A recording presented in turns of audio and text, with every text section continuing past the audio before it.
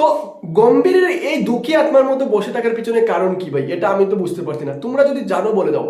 একদিকে ভাই বিরাট কোহলি রান মারছে, রোহিত শর্মা রান মারছে, কিন্তু সেই দিকে টিমের মধ্যে যখন ভাই টিম ইন্ডিয়া জেতার একদম পাশে চলে গেছে, একদম ক্লোজ হয়ে গেছে, তখনও ভাই গৌতম গম্ভীরের এই ফেসটা।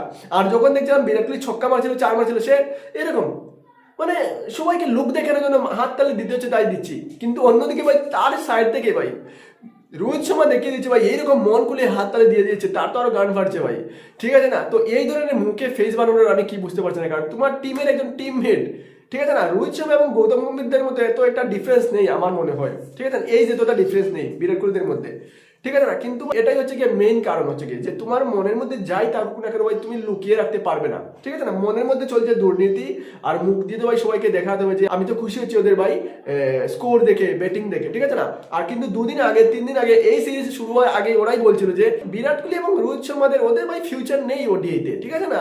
আরো যদি ভালো প্লেয়ার আসে তাহলে ভাই ওদেরকে চান্স দিয়ে দেবো, এদের তো ভাই হয়ে গেছে, বয়স হয়ে গেছে। কিন্তু এই বয়স, এই 40 বছরের ব্যাটসম্যানরা ভাই যেভাবে খেলছে, ওরা ভাই ওর যে প্রাইম সময় ছিল ওই সময় এই ধরনের খেলা হয়তো খেলতে পারেনি, ঠিক আছে? 1-2টো ম্যাচ ভালো খেলেছে, সেটা ভাই মানতে হবে। কিন্তু তাই বলে কি যে ব্যাটসম্যানগুলো ভালো খেলছে, যাদের ভাই পুরো ক্যারিয়ারটা ক্রিকেট নিয়েছিল, তাদের বিরুদ্ধে কথা বলা এটা হয়নি, ঠিক হয়নি। কিন্তু তার ফেস দেখি ভাই বোঝা যাচ্ছে যাই যে ম্যাচের মধ্যে যেভাবে ভাই ওরা খেলছে, এতে কিন্তু সে ভাই মুখটা ভাই ফেসটা ভাই লুকোতে পারছে না, ঠিক আছে না? ঠিক আছে, দেখানোর জন্য হাত তালে দিচ্ছে, কিন্তু মুখের মধ্যে সবকিছু বেশি উঠছে।